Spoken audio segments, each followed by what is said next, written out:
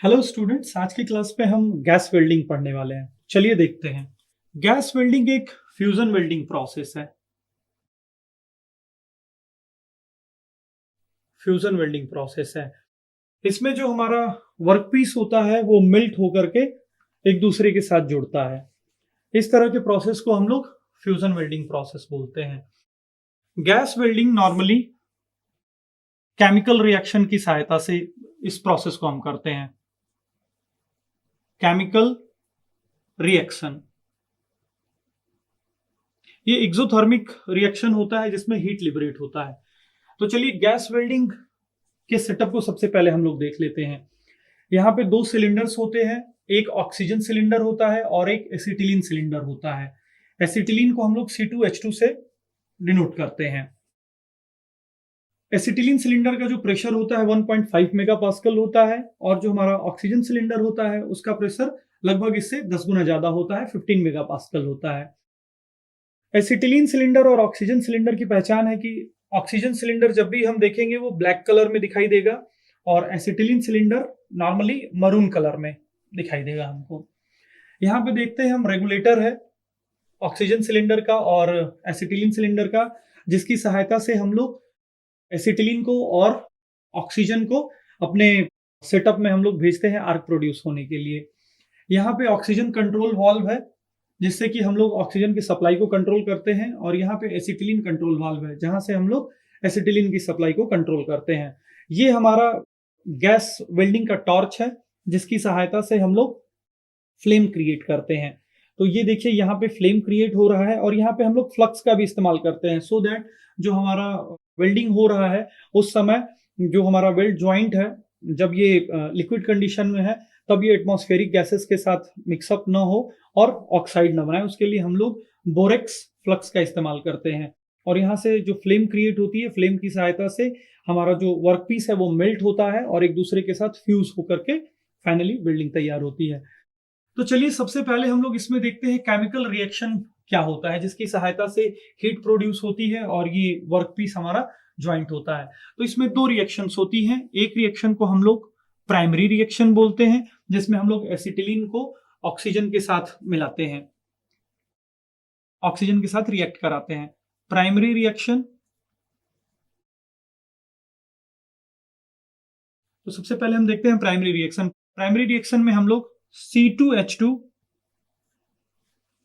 को हम लोग ऑक्सीजन के प्रेजेंस में बर्न करते हैं, या हम कहें C2H2 को हम लोग ऑक्सीजन के साथ रिएक्ट कराते हैं। तो जब हम ऑक्सीजन के साथ एसिटिलीन को रिएक्ट कराते हैं तो कार्बन मोनोऑक्साइड और हाइड्रोजन निकलता है, उसके साथ बहुत सारी हीट भी निकलती है। तो carbon monoxide plus H2 plus heat delta H, काफी हीट लिबरेट होती है यहाँ से।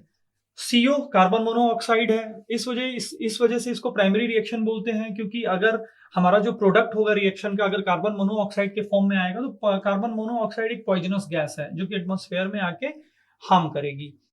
तो फिर से इसे हम सेकेंडरी रिएक्शन में ले जाते हैं और कार्बन मोनोऑक्साइड को कार्बन डाइऑक्साइड में कन्वर्ट करने की कोशिश करते हैं। इसके बाद प्राइमरी रिएक्शन के बाद हमारा सेकेंडरी रिएक्शन होगा। सेकेंडरी रिएक्शन में हम लोग कार्बन मोनोऑक्साइड को ले लेंगे, कार्बन मोनोऑक्साइड को हम लोग हाइड्रोजन के साथ और ऑक्सीजन के साथ रिएक्ट कराएंगे। उसके बाद जो बाई प्रोडक्ट मिलेगा वो कार्बन डाइऑक्साइड के फॉर्म में मिलेगा। तो चलिए देखते हैं। 2CO plus H2 plus oxygen के साथ इसे हम रिएक्ट कराएंगे। 3/2 1.5 ऑक्सीजन।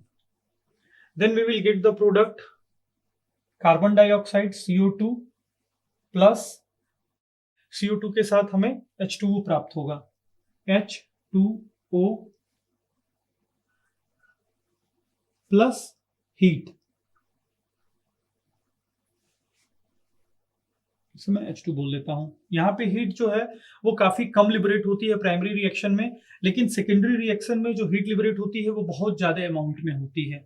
तो सेकेंडरी रिएक्शन में हमने फाइनली बाई प्रोडक्ट हमारा कार्बन डाइऑक्साइड के फॉर्म में मिल रहा है। हमें जो चीज चाहिए थी वो हीट चाहिए थी, वो हीट हमें मिल चुकी है और हमारे एटमॉस्फेयर में भी कार्बन डाइऑक्साइड जा रहा है तो हमें कोई नुकसान नहीं है। अगर ऑक्सीजन एक मॉलिक्यूल ऑक्सीजन के एक मोल को अगर हमें कंप्लीट कंबशन करना है तो उसके लिए कितना एसिटिलीन चाहिए, ये देखने के लिए हमें यहाँ पे एक और रिएक्शन लिखना पड़ेगा। तो चलिए देखते हैं। C2H2 plus 5/2 oxygen O2. This will be converted into 2CO2 plus H2O. 2CO2 plus H2O plus heat.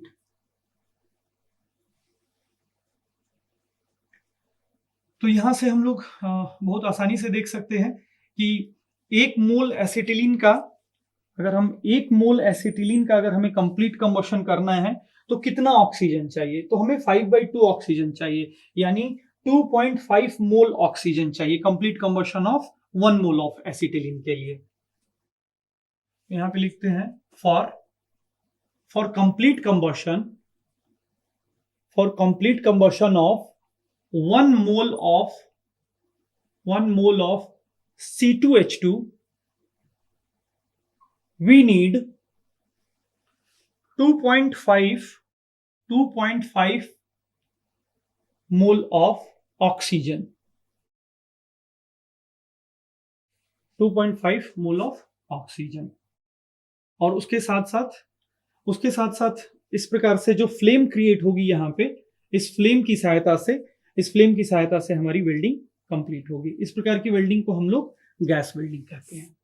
इसमें दो रिएक्शंस बहुत इंपॉर्टेंट है, एक primary reaction, secondary reaction. Primary reaction को इसलिए हम लोग आगे बढ़ाते हैं क्योंकि जो बाई प्रोडक्ट हमारा यहाँ पे निकलता है कार्बन मोनोऑक्साइड के फॉर्म में निकलता है, जो कि एक पॉइजनस गैस है। इस वजह से फिर से हम इसे हाइड्रोजन और ऑक्सीजन के साथ रिएक्ट करा करके हीट लिबरेट कराते हैं और फाइनली फ्लेम प्रोड्यूस होती है जिससे कि हमारी वेल्डिंग होती है। So that's all in gas welding. Thank you.